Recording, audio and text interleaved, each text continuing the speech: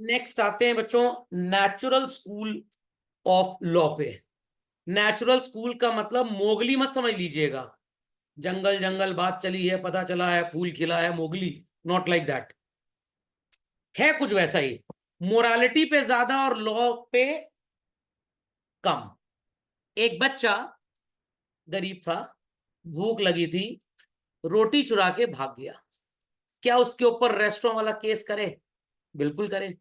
क्या जज साहब उसको सजा दे देंगे, जाओ तुम्हें 3 महीने की जेल? नो। क्या उससे बोलेंगे बाल कारागार में रखा जाए, वो जो सुधारक केंद्र होते हैं बाल गृह? नो।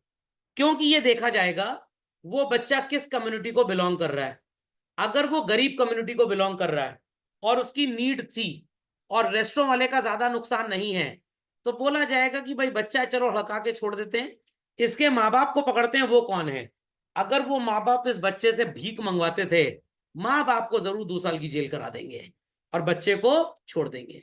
बट यहीं पे अगर 22 साल का कोई इंसान रेस्टोरेंट में खाना पैक कराया और भाग गया, उसको 6 महीने की सजा होगी, क्योंकि वो मैच्योर पर्सन है। तो यहां पे मोराल्स बोलते हैं कि भाई इसको सजा होगी कानून के तहत। बट गरीब बच्चा जिसकी नेसेसिटी थी 4-5 साल का, चुरा के भागा, वहां मोराल बोलता है कि भाई सजा देना सही चीज नहीं है। शायद इसी वजह से हमारे देश में बच्चों 18 साल से कम के जो लोग होते हैं जुवनाइल, उनको जुर्म करने पे बाल गृह में रखा जाता है, बाल सुधार गृह। बट जो 18 से ऊपर होते हैं उनके ऊपर कानूनी प्रक्रिया चलती है। ओके। तो वो जो निर्भया केस में 4-6 लोग पकड़े गए थे, उसमें से एक माइनर था। तो एक पुलिस वाले ने बोला भाई मोरालिटी लेजिस्लेशन दोनों मिला लो। तो 16 साल वाले में मोरालिटी और लेजिस्लेशन क्रॉस कर गया। क्यों? मोरालिटी कहती है उसने बहुत गंदी हरकत की, लेजिस्लेशन कहता है भाई 16 साल का है इसलिए फांसी पे तो चढ़ा नहीं सकते। अच्छा, जो हरकत की थी उसके हिसाब से दिमाग तो 16 साल वाला नहीं है, दिमाग तो 18 वाला है। सिर्फ उसकी क्रोनोलॉजिकल, सॉरी बायो, हाँ, chronological age is 16 but biological age is more than 16। Is that clear? तो कानून के तहत, जुवेनाइल के तहत उसके ऊपर मुकदमा चलाया जाए, बट मोरालिटी के हिसाब से ये गलत है। लॉजिक समझ में आ गया? तो rule of law and principle of natural justice पढ़ा है ना बच्चों आपने? तो रूल ऑफ लॉ मतलब लेजिस्लेशन भी चलेगा, नेचुरल जस्टिस भी चलेगा। याद आया? ऑडी अल्ट्रा पैटर्म, फेयर हियरिंग, दोनों बातों को सुनो। तो सारी चीजें कहां से आई?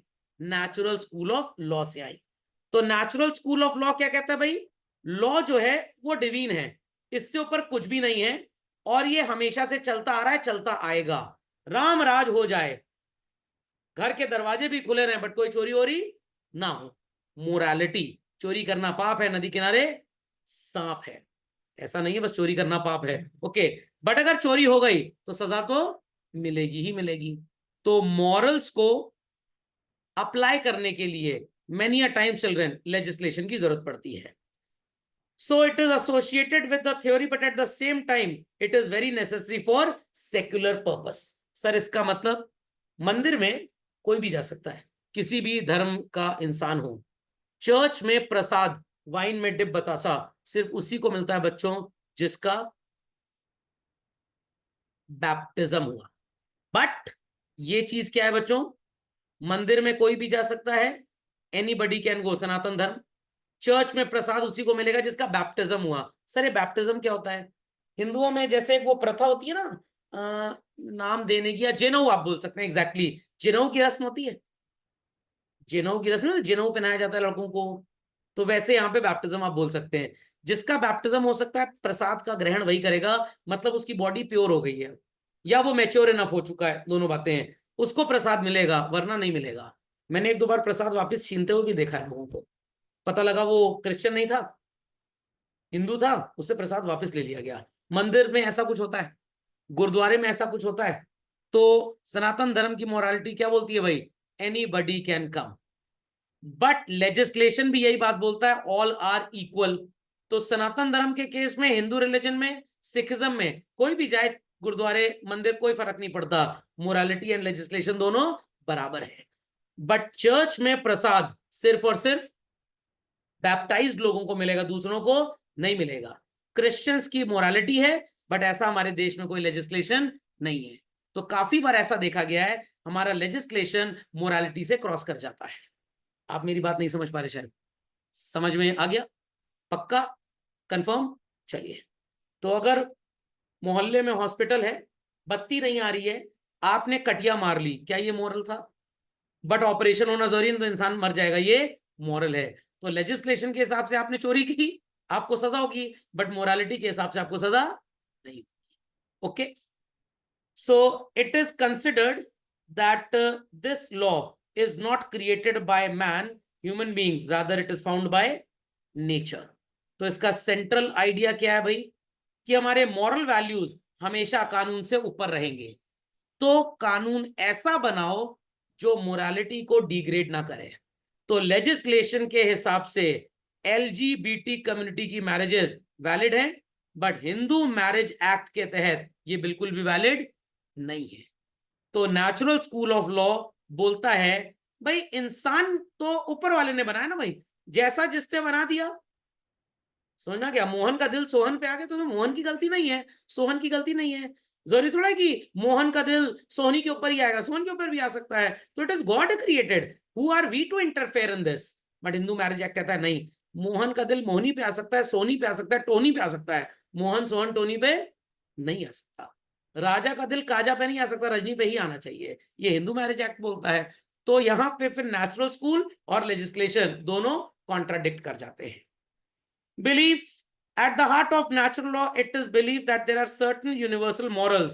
हाँ भाई, लड़का लड़की शादी करेंगे तो सही है, बट लड़का लड़का शादी कर लेंगे तो भाई फिर दुनिया कैसे चलेगी? Is that understood? जनसंख्या कैसे बढ़ेगी? सर उसके लिए भी साइंटिफिक टेक्निक है। चिट्टी वाली मूवी आप देख लीजिए, रोबो सेपियंस पैदा किए जाएंगे, अरे फिर पूरी दुनिया में मशीन बन जाएगी, फिर सिफराई मिलेगी हर जगह आपको। Got it clear? सिर्फ सो कॉल्ड देखने में बॉडी और मशीन होगी, फीलिंग्स तो होंगी ही नहीं। समझ में आ गया?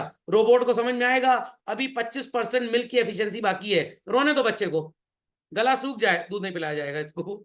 Logic understood well? रोबोट में कहीं फिक्स कर दिया कि सौरभ सर 3 टाइम खाना खाते हैं, अब एक दिन ज्यादा पढ़ा लिया, भूख लग गई, रोबोट कह रहा नहीं आई कांट अलाउ, मैं तो मर जाऊंगा भूख से। that human laws may not go against without losing their legal or moral force। तो नेचुरलिस्ट स्कूल क्या बोला करते थे? भाई कानून ऐसा बनाओ जो मोरालिटी को डिग्रेड ना करे, जो मोरालिटी को लोअर स्टैंड पे ना रखे, जो मोरालिटी से बड़ा भी ऐसा ना हो जाए कि सोसाइटी उसको मानने से इंकार कर दे।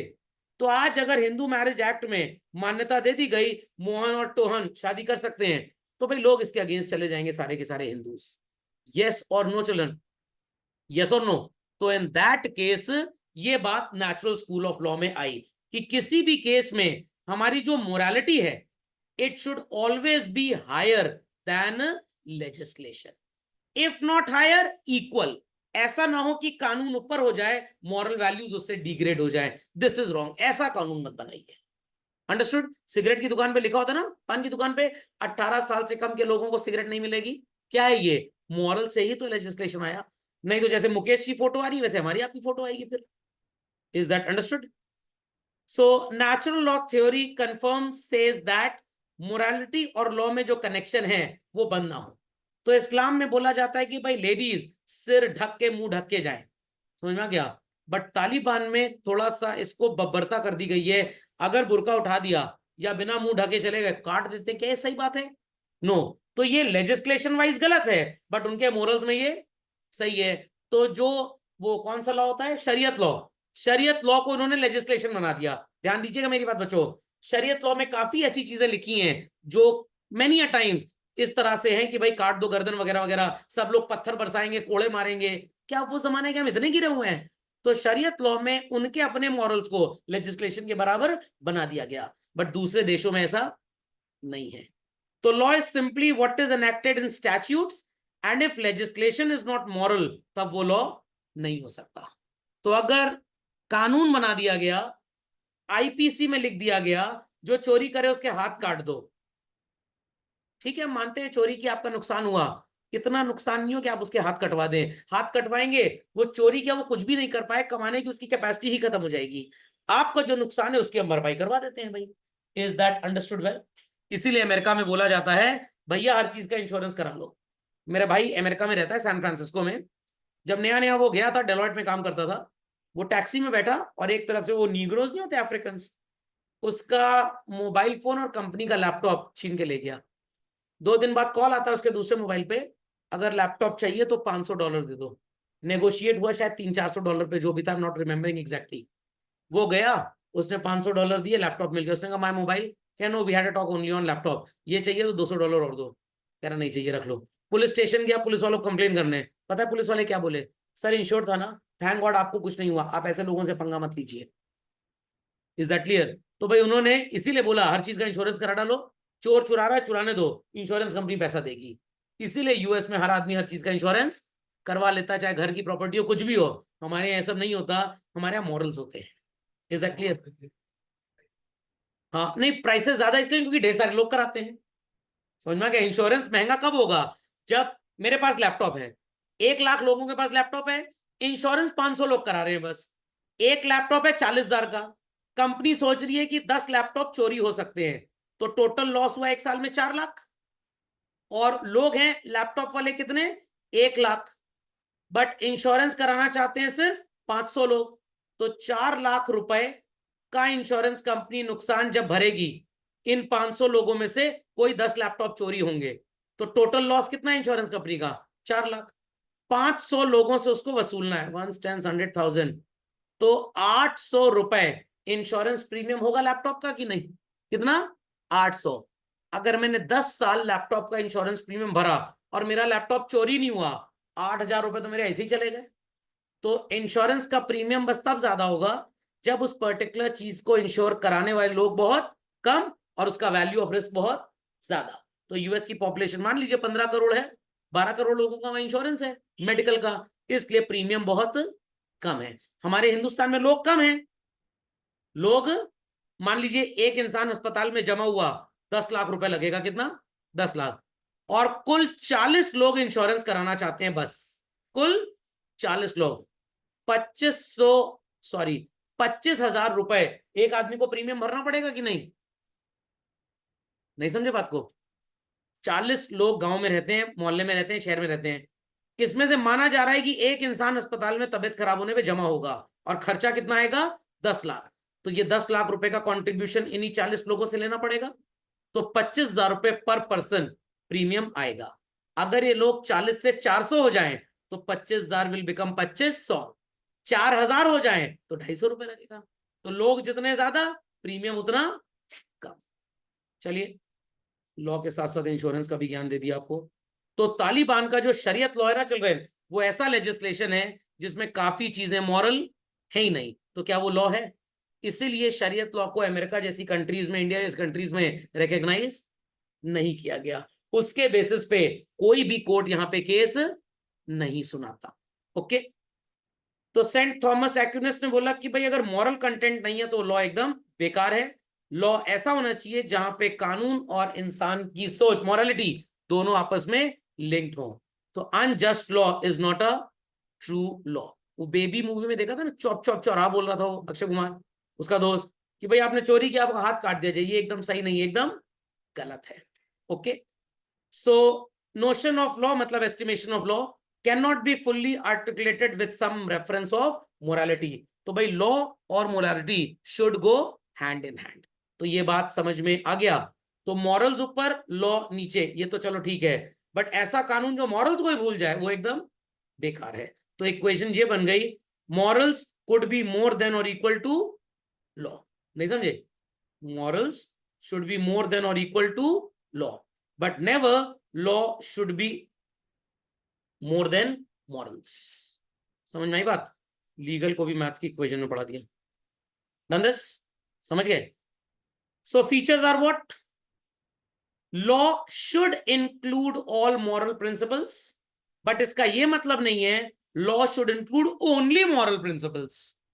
नहीं समझे बात को? नहीं समझे बात को? मैं आइसक्रीम की दुकान पे गया, कह रहा था ट्रिपल संडे में क्या क्या डाल दें। मैंने कहा जितना सामान डालते हो और साथ में 100 रुपए की एक नोट डाल देना।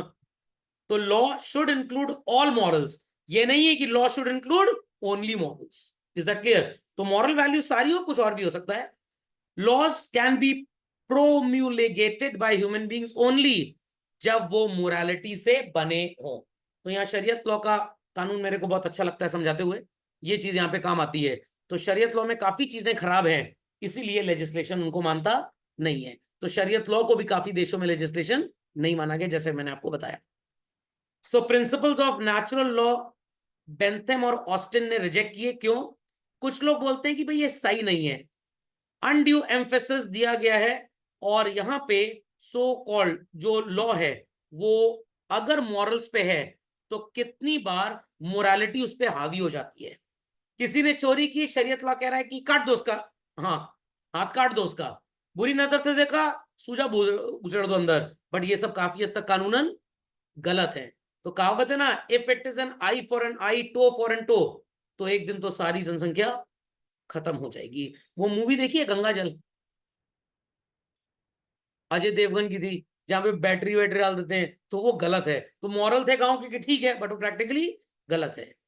तो इट वाज रियलाइज्ड कि भाई हिस्टोरिकल अप्रोचेस में law had led to the rise of fascism in Italy and Nazism in Germany. जो नाजीज थे उनको कोई कुछ नहीं। आजकल बांग्लादेश में क्या हो रहा है, अभी गणेश चतुर्थी थी तो किसी को प्रोसेशन निकालने नहीं दिया गया।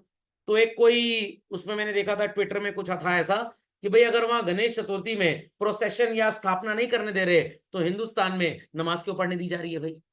बिकॉज हम सेक्युलर हैं, हमारे मॉरल से बड़ा हमारा कानून है। हम किसी भी सो कॉल्ड रिलीजन की मोरालिटी को ऑब्जेक्ट नहीं करते। समझ में आया कि नहीं आया? So socio political conditions of the world change children. First world war ने पूरी वेस्टर्न सोसाइटी को कायदे से हिला दिया, और 20th सेंचुरी तक ये पता लगा कि भाई ये जो मोनार्की एस्ट्रोक्रेसी सब चल रही है, इसको भैया तोड़ो और किसको जोड़ो, लेजिस्लेशन एंड जुडिशरी का बोलबाला होना चाहिए। So natural theory of law जो आजकल चलती है बच्चों, तो पहले यही थी कि सिर्फ मॉरल्स, आज मॉरल्स के साथ लेजिस्लेशन भी सपोर्टिव है। समझ में आ गया what is natural law theory? क्या? हाँ, सेंट थॉमस वाला स्टेटमेंट बोल रहा है, law without moral consent as perversion of law. मतलब अगर आपने ऐसा कानून बनाया जिसको हमारे मॉरल्स, जो हमारे कस्टम्स वगैरह सपोर्ट नहीं करते, तो वो लॉ किसी काम का नहीं है, ये मतलब है इसका। Is that clear? जैसे मान लीजिए कोई सिख है और उसको गुरु नानक देव जी के बर्थडे पे पूरी यात्रा निकालनी है और मना कर दिया जाए, तो इसका मतलब ये देश सेकुलर नहीं है। जो हमारे preamble of the constitution secularism लिखा है वो सिर्फ दिखाने के लिए लिखा है, रियलिटी में है नहीं। पाकिस्तान का एग्जाम्पल ले लीजिए, है हमारी तरह का ही कोडिफाइड कॉन्स्टिट्यूशन, तख्ता पलट हो जाता है। कभी आर्मी चीफ प्राइम मिनिस्टर को निपटा देते हैं, प्राइम मिनिस्टर कभी प्रेसिडेंट को निपटा देता है, तो वहां पे मॉरल्स नहीं है, नामा लेजिस्लेशन है। Logic went well? समझ में आ गया भाई? तो इसी के साथ आपका नेचुरल स्कूल होता है